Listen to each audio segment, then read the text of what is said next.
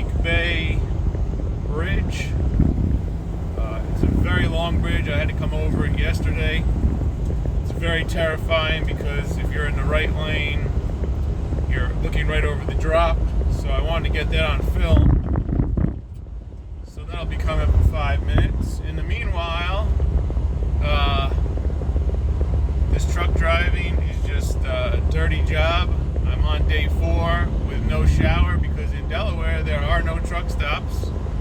And I had to get live loaded this morning, which means sitting at the dock waiting for them to load me. So I couldn't drive far away. Not like I really ever can drive far away from a pickup spot. But I've been doing the in-truck, I don't know what you want to call them, sponge bath freaking showers, which is just a rag and some water, and I usually use like rubbing alcohol to wash my face, sanitize myself up.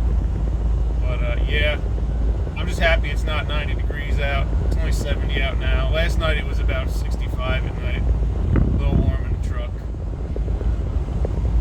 Been in kind of a funk lately. Kind of pissed off. We only got, I think, 3 days left till my break. 3 days left till my 3 days off to go pack the camper up and permanently live in a truck and see how long that lasts before I lose my mind. Being in this truck, there is an unbelievable amount of time to just sit and think, and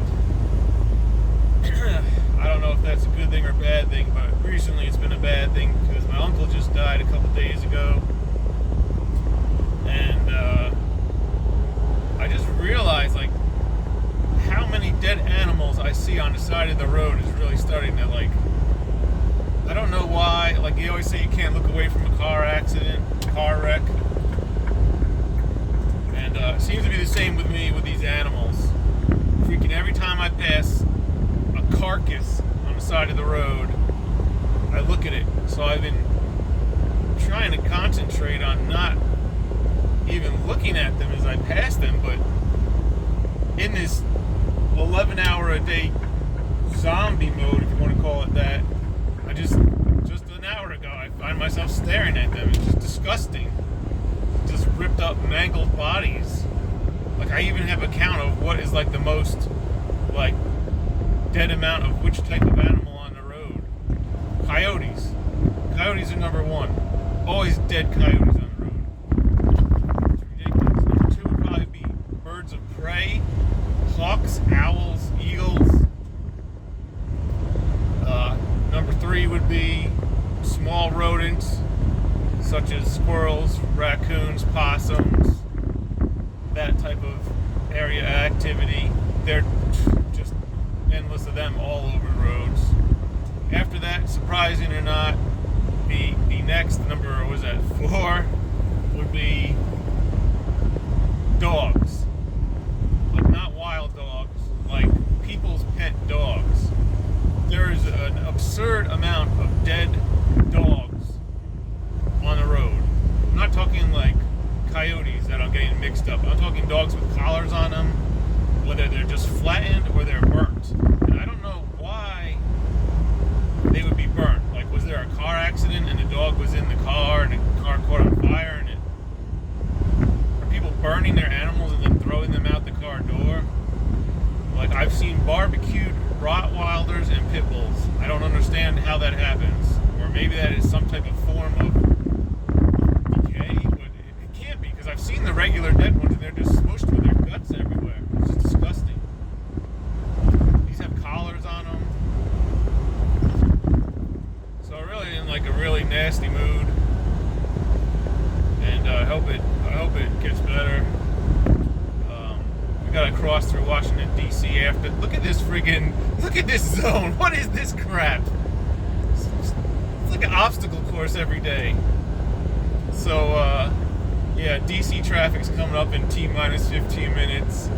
Then there's a big storm front moving eastward about 4 states wide, north to south, that I'm gonna encounter after Washington, D.C. I've already told my supervisor, my real supervisor, that the load's not getting there by 8:30 tomorrow morning. It's going to be late. 12-hour drive. It's noontime now. I'm not driving all night. I can. I really need to take my 30-minute break in 7 hours. So I texted him that on the electronic supervisor. And here we go over the bridge. So I'm not really in any rush to get anywhere. Don't really give a crap anymore. I don't even care if I take a shower later tonight. I'm just going to stop wherever. If I get to a pilot, take a shower. If I don't get to a pilot, I don't care. It's not like I have to deal with anybody. See, we're about 50 feet up now. About the length of the rig. I don't know what the speed limit is. I think it's 40. Gotta slow down a bit here. That's another thing I wanted to mention. Like, speeding in the United States has gone beyond. Like, I was driving the other day, 2 days ago, yesterday morning, up I-95, South Carolina, Florence, through Raleigh area, and there was at least 30 miles of traffic. Construction zone traffic with the S swerving up, down, like a river, with concrete barriers on both sides, just like this concrete barrier here on the right. And it was 50 mile per hour zone. It was either 50 or 55. And these mofos were going 70. All of them were going 70. No one had any regard whatsoever for the speed limit. And I remember back in the day, 20 years ago, it was like you go 5 miles an hour over the speed limit, and like you're after that you're risking getting pulled over by a cop. Nowadays, people are doing 15 to 20 miles per hour over the speed limit. Everyone is doing it. And I wonder how that came about. Like, what is with that? I know I'm in a truck with the tailgating, but even when I'm driving a regular vehicle, if I do the speed limit, people ride the back of my pickup truck like just insane. Like, I don't know if it's the influx of millions of the ones that came from below the Mexican border, like they're all driving now and they just don't care. I don't know. I don't get it. Got a nice little double hull yacht down there. This is terrifying. We're way up now. Like, this is really high up. This has got to be like 300 feet. I can see through the cement barrier on the right. It's like a fake cement barrier. There's a huge, like, 2-inch void at the bottom right. At the bottom of that. It's like held up by like metal bars or something, the cement barrier. It's fake. You can just drive right off this thing. Oh my gosh. This is terrifying. So, right now we are reaching the pinnacle, the peak, leveling out. Oh my gosh, it's such a great view. Delaware is completely flat. Looking into Maryland now, completely flat, swamp-like area, bayou-type area. Looking towards Washington, D.C. I don't know how good this camera's doing. It seems to shake a lot in its current position.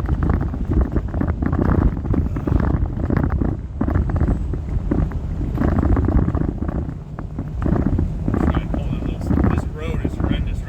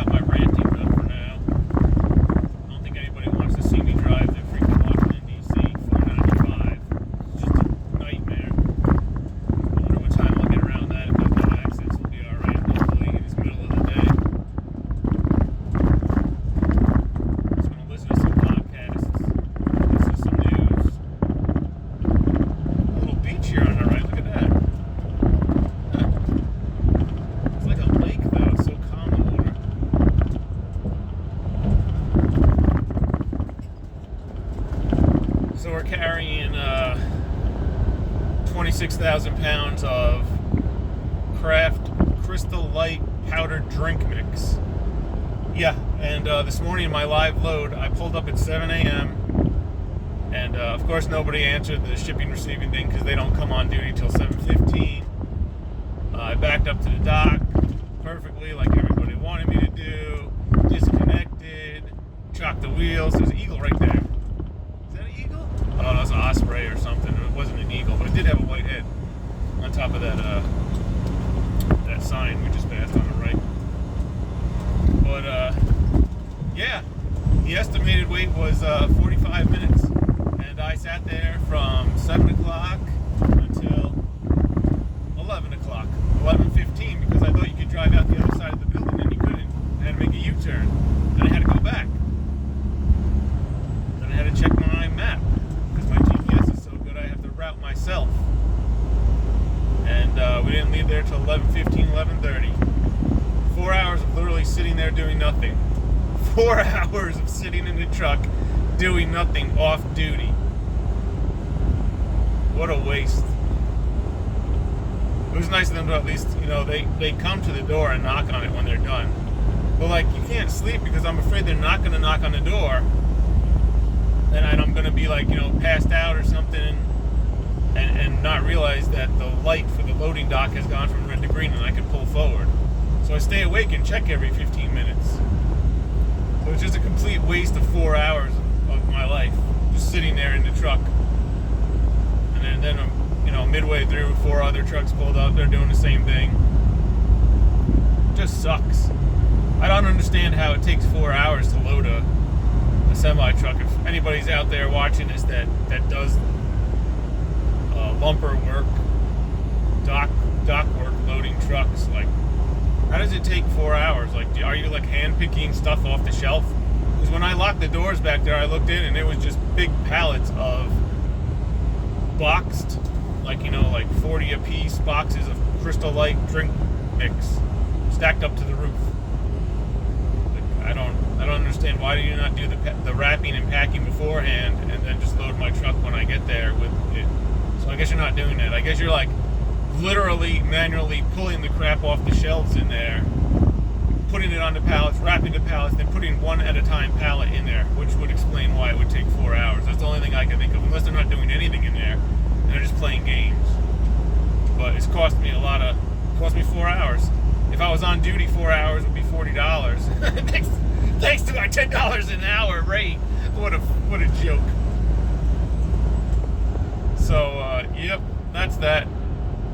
It's time for me to get prepared to navigate Washington, D.C., the bypass 495.